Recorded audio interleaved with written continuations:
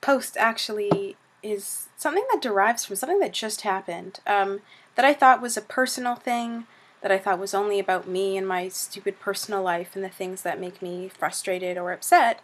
And it turns out that, once again, it kind of applies to some of the things that are going on in my career and in academic life. So yesterday I posted something about competition and the toxic tension that can create between people in the academic community, and even between friends who also happen to be in academia.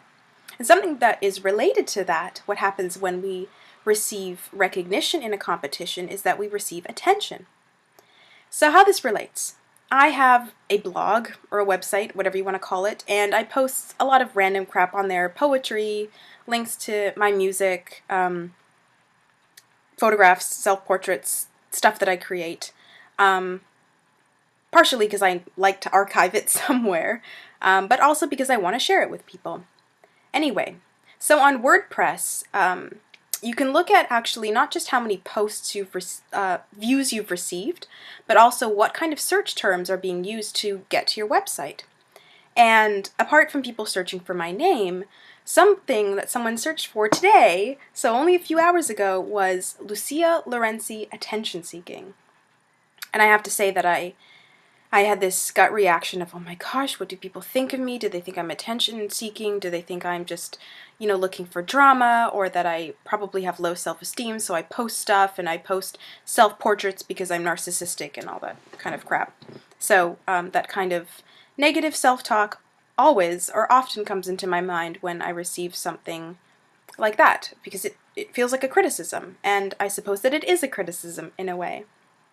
But I wanted to respond to that, because it dawned on me that maybe attention-seeking isn't the worst thing in the world.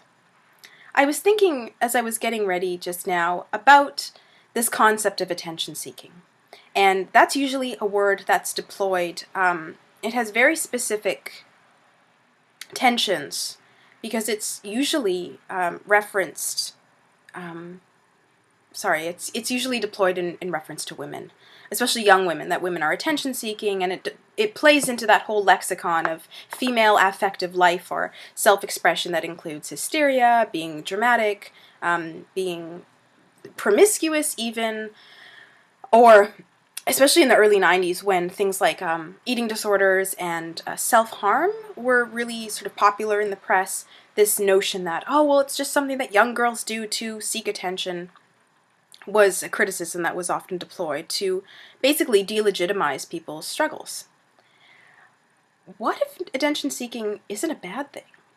I was thinking about this because I know a lot of people who have young children and people who are expecting babies.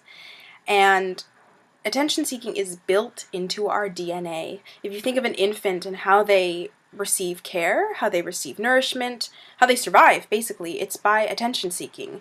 If your young newborn is wailing at the top of his or her lungs, it's not just because they really thought it would be a good way to express themselves and get some sort of, moral or egotistical boost by it. They're hungry. They need to be changed. They want to be held and loved and comforted. Now, something happens. I don't know when it happens exactly. At the age of 2, 3, 4, sometimes later, it's still seen as socially acceptable, if, still highly annoying, when children attention seek in those blatant ways. If they're writing on the walls with crayons or screaming in a supermarket, it's still sort of socially acceptable because they don't know better. They don't know better that we as adults are not supposed to seek attention. Yeah, right. We live in a cultural moment where attention-seeking is part and parcel of our everyday existence. A couple of years ago, and I can't remember what year it was, but it must have been in the past 5 years, Time magazine always has an issue every year on its most influential person. And that particular year, the cover had I don't know if it was a reflective sort of paper or if it was just meant to suggest the image of a mirror, but it suggested that I, indeed, was Time's most influential person of the year, and what a great ego boost that is. Why? Because we live in an era of social networking. where it's all about attention seeking. From the most innocuous Facebook status update about what we had for dinner, or if we're, going out to the latest club, or what nail polish color we recently bought at the drugstore, we want people to pay attention to us. And the more that Facebook is developed, actually, the more I notice that attention seeking is really built into the structure of the site. I forget how long ago it was that the like button was introduced on Facebook, but now we have this objective way of measuring how many people think that what we're saying is just awesome. And it's a feature that can be really, it can make people uncomfortable at times. I think it makes me uncomfortable a lot of the times, especially if you don't necessarily want a response to what you're posting. And now, last week, Facebook rolled out new stuff on the site. So you have this little box on the side, this ticker that tells you in real time what people are doing. So if you check into the Roxy, or GM Place, or sorry, Rogers Arena, or whatever cool place that you're at, people will know in real time and they will pay attention to it, provided that they're looking at that. Twitter, YouTube channels, there's a YouTube channel for everything. There are people on YouTube who post some seriously personal stuff. And people often accuse them of being attention-seeking, and why are you posting this crap on the internet? Are you that desperate?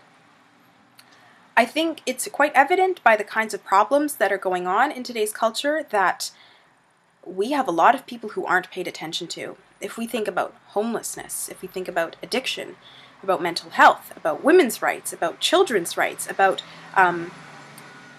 racial issues, class issues, a lot of people aren't paid attention to. And they have to seek attention. And it's something that's necessary in order for people to achieve equality, to achieve justice. And so when attention seeking is leveraged, I always question the motivations of the person who is using that kind of language. Now, I certainly recognize my own position. I'm a middle-class girl in a Western country. I don't really, honestly, can't say that I have a lot of issues that I need to seek attention for. Nothing sort of immediately desperate that addresses my quality of life. But quality of life shouldn't just be based on whether or not we require money or political justice. That the human condition really suggests that we all need attention. We all need to feel important. And I said it in my first video, and I'll say it again. John Donne, when he said that no man is an island, he wasn't just talking about, let's all suck it up and be really stoic. That connectedness and attention is important. And attention, a related verb, is to attend to something, to be present for something, to witness something. And funnily enough, any articulation or act, the attention that's paid to that act is just as dependent on the audience who chooses to receive it, or to respond to it, or to engage with it. So there's that kind of irony in somebody who searches for my website and using that sort of term to qualify their search, that some part of them must want to engage with me in some way, and that can be in a totally negative way. They can think I'm a bitch, they can think that I'm narcissistic, they can think whatever they want, but there's an irony in that somebody who searches for you wants to engage with you, whether they admit it or not. So I would hope anyway that, especially with the kinds of issues that I bring up in my blog, a lot of them aren't even really about me. I just happen to feel comfortable enough at this moment in my life that I'm okay with speaking about certain issues. And that's a risk that I've taken in my academic work as well. I used to be incredibly shy. I would write about issues that I was interested in, but it was never conveyed in my papers that I was particularly passionate. And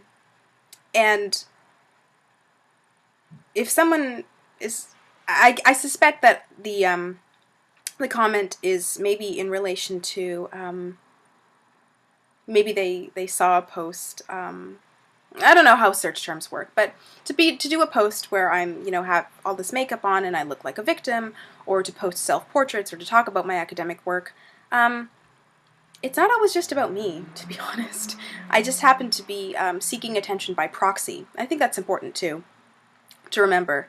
To seek attention by proxy is something that a lot of people do. Spokespeople, people who are public figures. Mother Teresa sought attention by proxy for people who could not, for whatever reason, engage in that seeking process for themselves. In Canada, and this is sort of getting into the personal, I know, not the academic, but my dissertation is on this, so 90% of sexual assaults go unreported. So there's not a lot of people who seek attention, and that's a problem. And that's what my dissertation actually seeks to address. What does it mean for me as a scholar to seek attention for my work, to get recognition in journals or at conferences, or even by the fact that I'm receiving, I will eventually receive a PhD. When I'm writing about people who aren't me, I'm getting attention and